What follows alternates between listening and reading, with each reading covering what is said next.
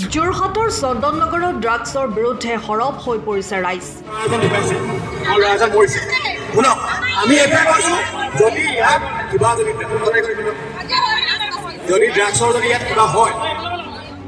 ৰাইজৰ প্ৰতিবাদ সাব্যস্ত।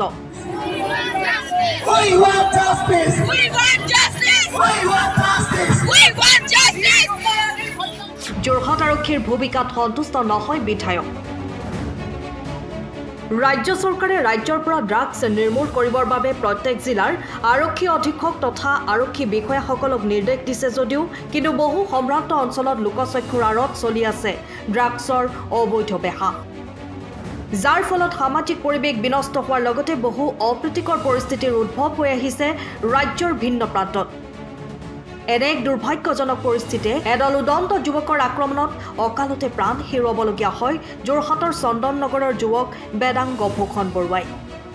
কালি চিকিৎসাধীন অৱস্থাতে যুৱকজনৰ মৃত্যুৰ পাছত আজি উত্তাল প্ৰতিবাদ সাব্যস্ত হয় যোৰহাটৰ চন্দননগৰত। আজি চন্দননগৰৰ কেওটা বাইলেনৰ আৱাসীসকল ওলাই আহি চন্দননগৰত প্ৰতিবাদ সাব্যস্ত কৰে। লগতে ৰাইজে সন্দেহজনক ড্ৰাগছ পেডেলাৰৰ কেইবাটাও গৃহৰ সন্মুখত প্ৰতিবাদ সাব্যস্ত কৰে। ৰাইজে আজি প্ৰতিবাদ সাব্যস্ত কৰি মৃত বেদাংগ ভূষণ বৰুৱাৰ ন্যায় বিচৰাৰ লগতে দোষীক ফাঁচি দিয়াৰ দাবী উত্থাপন কৰে। আনহাতে আজি স্থানীয় ৰাইজে আহ্বান কৰা প্ৰতিবাদী সভাত উপস্থিত হৈ যোৰহাট আৰক্ষী তথা যোৰহাট আৰক্ষী অধীক্ষকৰ বিৰুদ্ধে ক্ষোভ প্ৰকাশ কৰে। বিধায়ক হিতেন্দ্ৰনাথ গোস্বামীয়ে কয় যে আৰক্ষী সদায় ৰাইজৰ কাষত থাকিব লাগে, কিন্তু বৰ্তমান যোৰহাট আৰক্ষীয়ে তেনে সক্ৰিয়তা দেখা পোৱা নাই।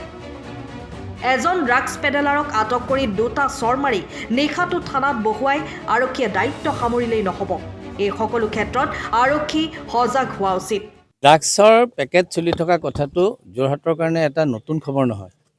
আজি প্ৰায় ৬-৭ মাহৰ পৰা এইটো খুব বেছি হৈছে আৰু এইবিলাক কথাত মই নিজেও ভুক্তভোগী। মোৰ নিজৰ অঞ্চলতো একেটা ঘটনা ঘটিছে। ৰিচেণ্টলি আজিৰ পৰা হয়তো খুব যে ৩ সপ্তাহমানৰ আগতে তেনেকুৱা এজন ড্ৰাগছ এডিক্টক, ড্ৰাগছ পেডলাৰ, ড্ৰাগছ যি বিক্ৰী কৰে, তেনেকুৱা যেনে চৰাইবাহী বুলি যে কয়, আমাৰ চৰাইবাহী পইণ্টত তাত মুছলিম গাঁও আছিল। তাৰ পৰা মোক দুজন যুৱকে ক'লে, ছাৰ ইয়াত ড্ৰাগছৰ বিক্ৰী কৰি আছেহি, আপুনি কিবা এটা কৰিব পাৰিব নেকি? মই বোলো তহঁতি ল'ৰাটোক ধৰি দে, বাকীখিনি মোৰ কাম। ল'ৰা ধৰিলে, মই SP আৰু হেৰিক ক'লোঁ, OC-ক ক'লোঁ, তেওঁলোক আহিলে, ল'ৰাক এৰেষ্ট কৰিলে। আৰু আটাইতকৈ ইণ্টাৰেষ্টিং যে ড্ৰাগছ যিবিলাকে কাম কৰে, ড্ৰাগছখিনি মোৰ ঘৰৰ ওচৰৰ এটা ঘৰত এইটো হৈছিল, তাত ষ্টক ৰাখিছিল। কাৰণ MLA ঘৰ মোৰ ওচৰত আছে, গতিকে কোনো এনেকুৱা ধৰণৰ আমিতো নাজানো, সেইটোতো একো নাজানো। যেতিয়া এই কথাটো ধৰা পৰিল, মই ভাবিছোঁ যে তেওঁলোকে এটলিষ্ট ৰেইড কৰিব, ঘৰটো ৰেইড কৰিব।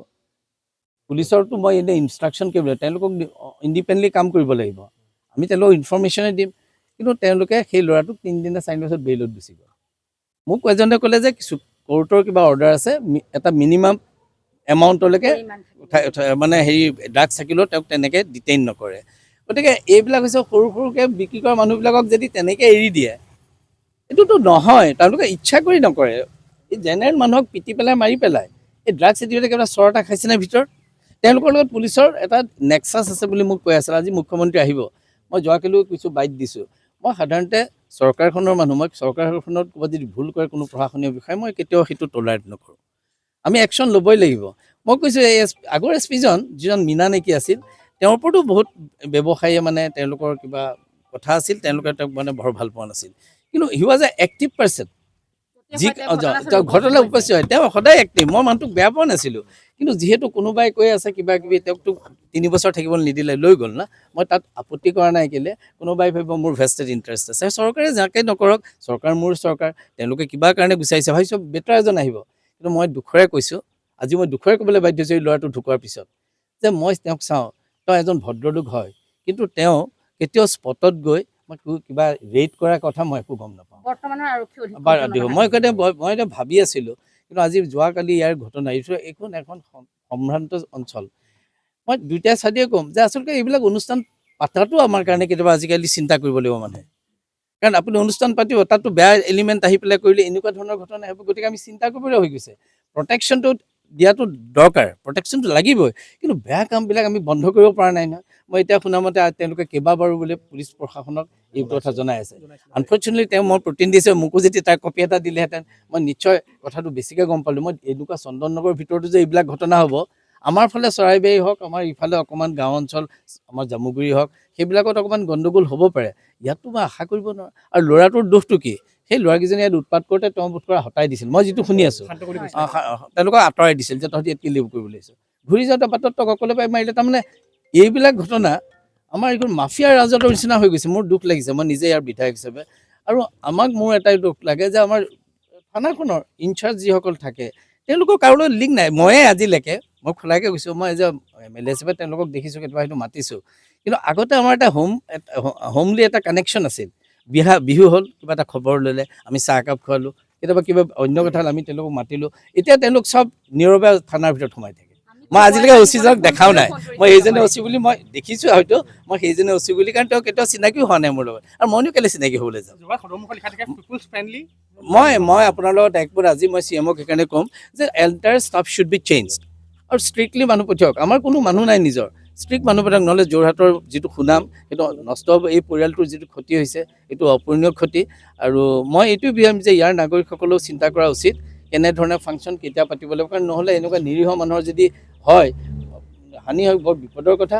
আৰু এই ড্ৰাগছৰ কথাটো মই যেতিয়া দেখিছোঁ, মই মোৰ নিজৰ ঘৰৰ ওচৰত হ'ল, মোৰ ঘৰ পাৰ হৈ গ'লে এখন দোকান থাকে ৰাতি 11-12টালৈকে। কিয় 10-11টালৈ কি কৰে?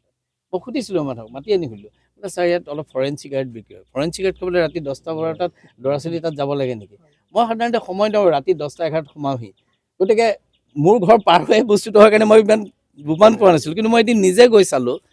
মই দুদিনমানৰ আগতে তাৰ ভিডিঅ' মোক দিয়াৰ পিছত মই এইটো তেওঁলোকৰ এখন ছিকিউৰিটি মিটিং থাকে, আমাৰ কিবা এটা আমাৰ বাইদেউ কি বাইদেউ আছিলে এবাৰ, তেখেত এই কমিটিটোৰ চেয়াৰমেন আমাৰ কৰবী চক্ৰৱৰ্তী, তেওঁক আমাৰ এখন লোকেল কমিটি থাকে ন, তাত চেয়াৰমেন। সেইদিনা তেওঁক মই ভিডিঅ'ৰ সৈতে তেওঁ লৈ গৈছে।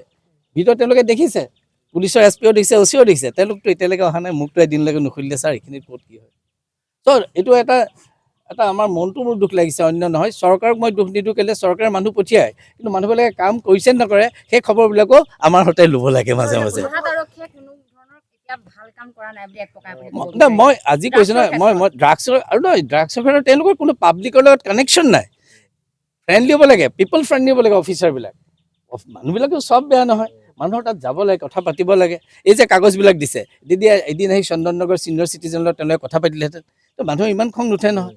মই কৈছোঁ মোৰ ওচৰতে কামবিলাক হৈ আছে। আজি এসপ্তাহৰ আগতে তেওঁলোকে এইটো ভিডিঅ' দেখিছোঁ, তেওঁলোকে কয় তাত চিগাৰেট বিক্ৰী হয়। ৰাতি 10-12টালৈ কিহৰ চিগাৰেট বিক্ৰী? খাবলৈ আৰু জেগা নাপায়। MLA ঘৰৰ কাষত কিবা এটা হ'ব লাগিলে মোকে আপোনালোকে বদনাম দিব। মই আজি মুকলিকৈ কৈ দিলোঁ কথাখিনি, মোৰ নিজৰ দুখ লাগে। আৰু মই গৈ পেলাই তাত কাজিয়া কৰিমগৈ নেকি?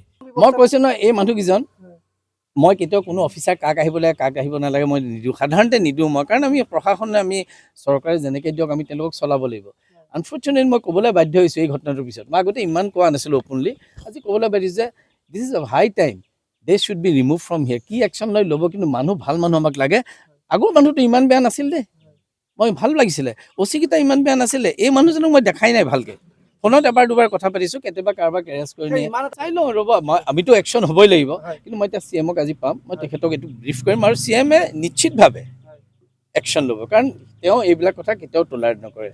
মই তেখেতক আজি লগ কৰি ক'ম। মই আগতে কোৱা নাছিলোঁ, কেলৈ বেয়া লাগে আচলতে, অমুকক ট্ৰেন্সফাৰ কৰক, তেনেকুৱা আমাৰ বয়স হৈছে এতিয়া যদি ভাবিব, মানে তেখেতক মই ক'ব পাৰোঁ, কিন্তু কোৱা নাছিলোঁ বেছিকৈ। এসময়ত অকণমান ভাবিছিলোঁ যে এইবাৰ কোৱাটো দৰকাৰ হ'ব। আজিতো বাধ্য কৰালে মোক এতিয়া ক'বলৈ, আৰু মুকলিকেও আপোনালোকক ক'বলগীয়া হ'ল। আৰু মই এইটো কথা ক'মেই, কাৰণ মই মানুহৰ প্ৰতিনিধি, মই বেয়াটো বেয়া বুলি ক'ম, ভালটো ভাল। পুলিচ আমাক নিদিলে,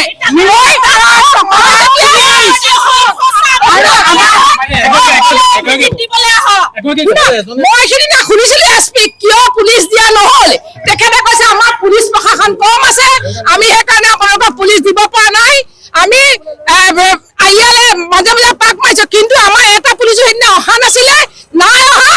আজি দেখিছো MLA আহিছে, MLA লগত পুলিচ আহিছে, কেনেকে আহিব পাৰিছে? পুলিচ ক'ৰ পৰা ল'লে? আজি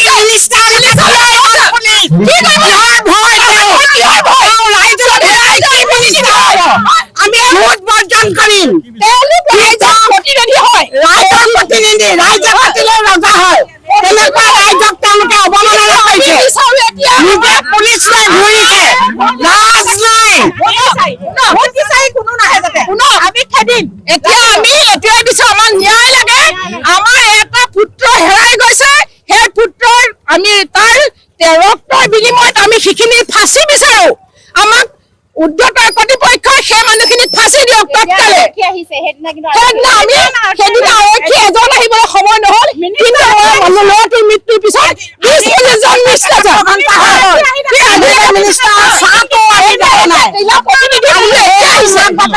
কোনো থিয় নহল সময়ৰ খবৰ সময়ত পাবলৈ ফ'ল' কৰক টাইম অফ আছাম।